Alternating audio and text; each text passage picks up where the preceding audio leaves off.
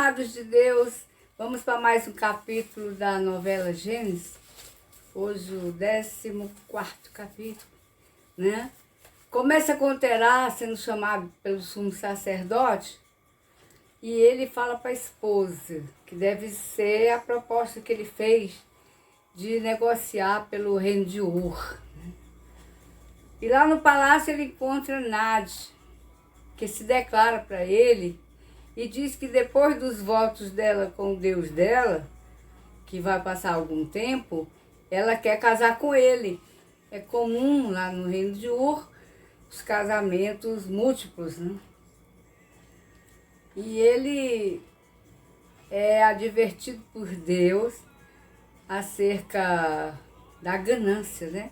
Que ele está deixando entrar no coração dele para ter as coisas, para ter melhor vida.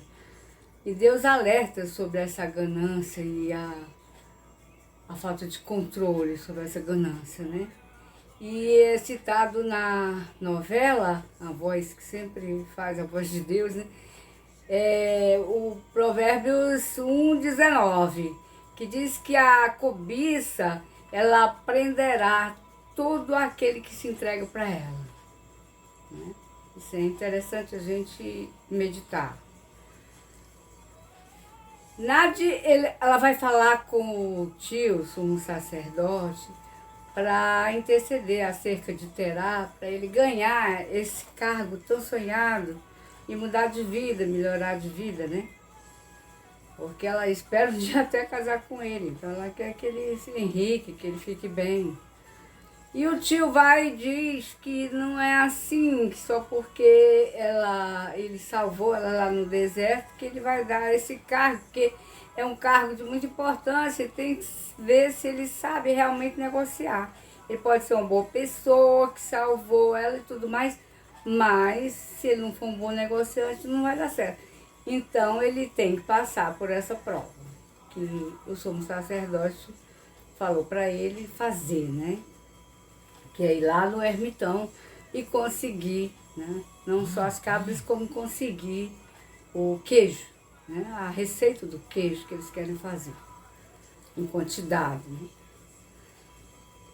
Amate, a esposa de Terá, ela começa a sofrer, enquanto ele está lá no palácio conversando, ela começa a sofrer em casa, o bebê se acomodando dentro do ventre, e aí ela começa a sentir dores e tudo mais.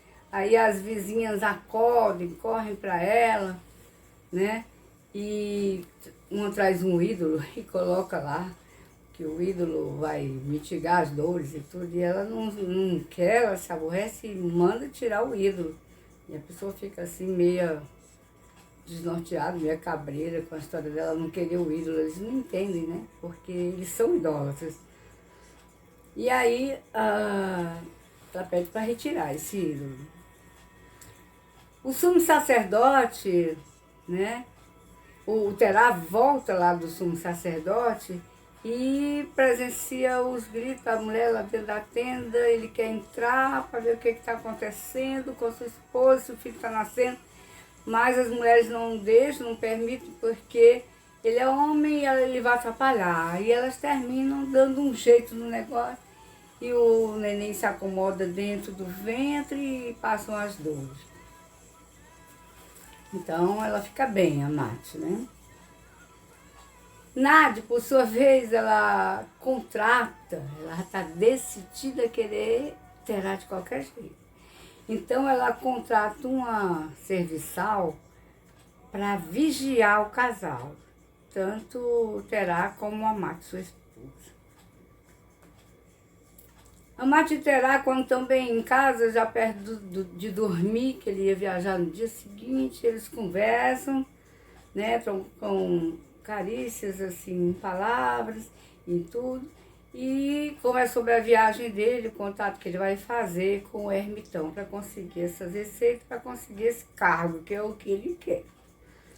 Então, enquanto isso, Nade, ela foi consagrada a sacerdotisa lá do reino de Ur, e o casal aqui, né, dorme, né?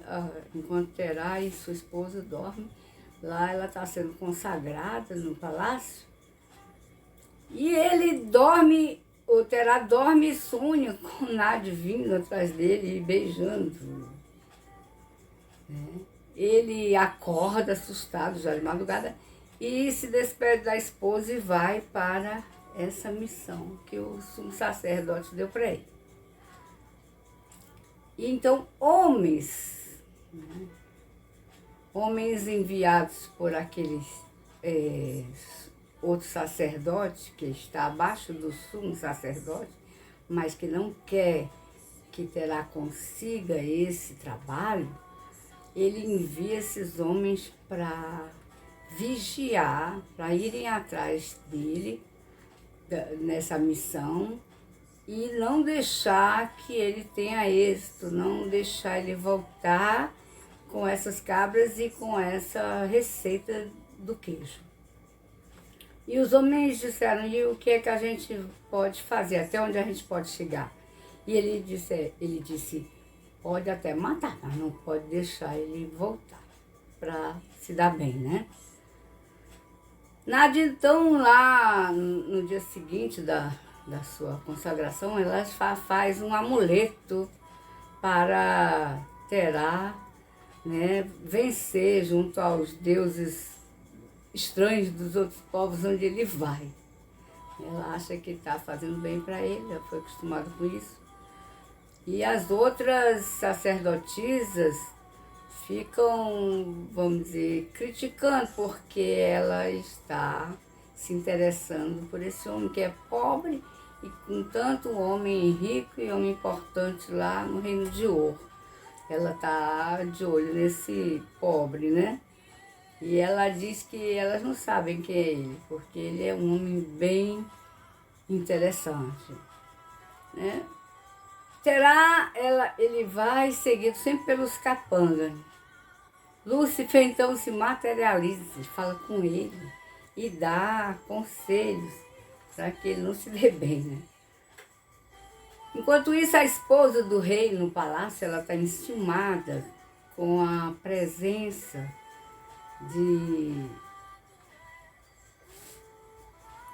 da moça, né? Com a presença da nova sacerdotisa. E aí ela conversa com o rei para denegrir a imagem daquela sacerdotisa e o rei começa a desfazer dessa intriga que ela quer fazer com ele, para que ele não se achegue essa sacerdotisa. Porque vai haver uma festa onde ele vai escolher uma nova esposa. Ele pode ter várias esposas, né? E ele já está com a intenção de pegar essa nova esposa, que é a Nade, que foi recém-contratada, consagrada como sacerdotisa, ela que é a sobrinha do sumo sacerdote. Na cerimônia de consagração, então, né, depois da cerimônia de consagração, o sumo sacerdote fala com todas as sacerdotisas sobre essa festa que vai haver, onde o rei vai escolher, né, uma nova esposa, além das que ele tem, além da principal, que é a rainha, que está toda enciumada, Nade, né?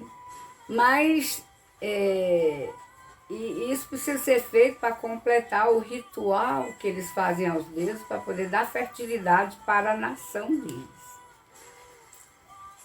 A rainha encontra depois Nade, né, e fala com ela de uma forma irônica sobre Terá.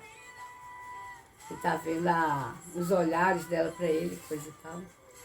E ela tinha deixado escapar esse interesse, né, por ele.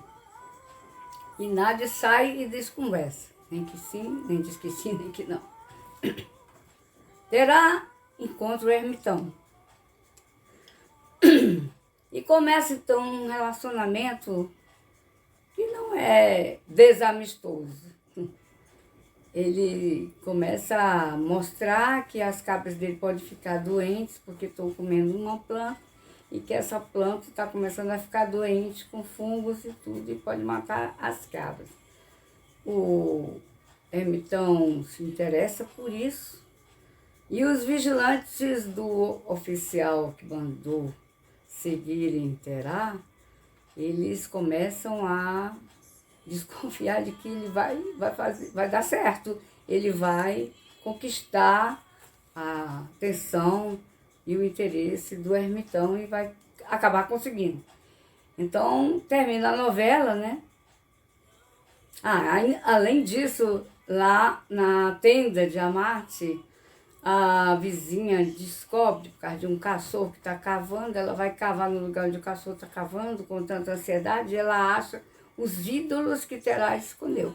Tanto aquele ídolo de prata com lazuli, com lápis lazuli que a menina deu, né? A Nade deu, como aquele que foi dado para sua esposa Mates para mitigar as dores do parto, né?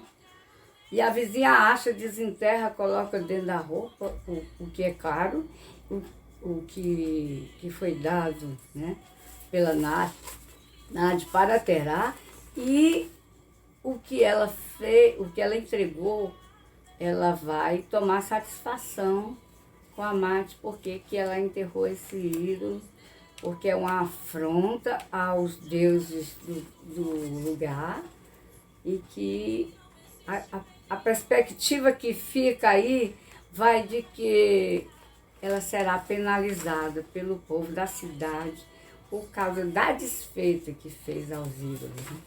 Ao ídolo deles, principal, inclusive. Então, o que a gente vê aí hoje nessa novela, tem pouco de Bíblia, tem muita conversa paralela, tem muita história paralela, mas é como eu sempre digo, para ser novela tinha que ter essa história paralela, senão não dá para ser novela, ia ser pequeno demais. Mas o que importa são as reflexões que a gente tira daí, né? O que a gente pode tirar daí de reflexão? A reflexão sobre a idolatria, como é fácil para o ser humano se apegar à idolatria, a coisas que ele pega, a coisas que ele manuseia, a coisas que ele pode controlar. Porque o verdadeiro Deus não se controla, nós não podemos controlar, né? Deus é, como ele disse para Moisés, eu sou o que sou. Vai e diz ao povo que eu sou, te mandou. Então o Senhor é, ele não muda. A palavra de Deus diz que nele não há nem mudança, nem sombra de variação. De eternidade a eternidade, ele é Deus. Então, os homens têm essa tendência, nós, seres humanos, adâmicos, temos essa tendência a irmos declinando do verdadeiro Deus que não se vê para um Deus palpável de ídolos de prata, de ouro, de barro, de gesso, de até aquilo que não é palpável, mas é material, como o dinheiro, as relações com uma pessoa de uma forma egoísta. Então, tudo isso, tudo que está tomando o primeiro lugar da nossa vida, ele está tomando o lugar de Deus, e é uma idolatria. Então, para o homem, é tão fácil se desviar do verdadeiro Deus, mas Deus está atrás de adoradores. Jesus disse, lá quando ele falou para a samaritana, ele disse, Deus busca adoradores que o adorem em espírito e em verdade. Em espírito e em verdade. Não é pegando, não é manuseando, não é controlando Deus. É adorando em espírito. E por que adorar? Adorar, a gente tem que adorar a Deus porque Ele quer ser adorado, porque Ele é aquele pachá que quer a adoração, me adore, me adore. Não, é porque quem o adora é que recebe. Ele não precisa de nada. Ele é, ele sempre foi, de eternidade a eternidade. É como diz aquela música recente que diz, se ele fizer, ele é Deus. Se ele não fizer, ele é Deus. Se a porta abrir, ele é Deus. Se fechar, ele continua sendo Deus. Oh, profundidade das riquezas, tanto da sabedoria como do conhecimento de Deus.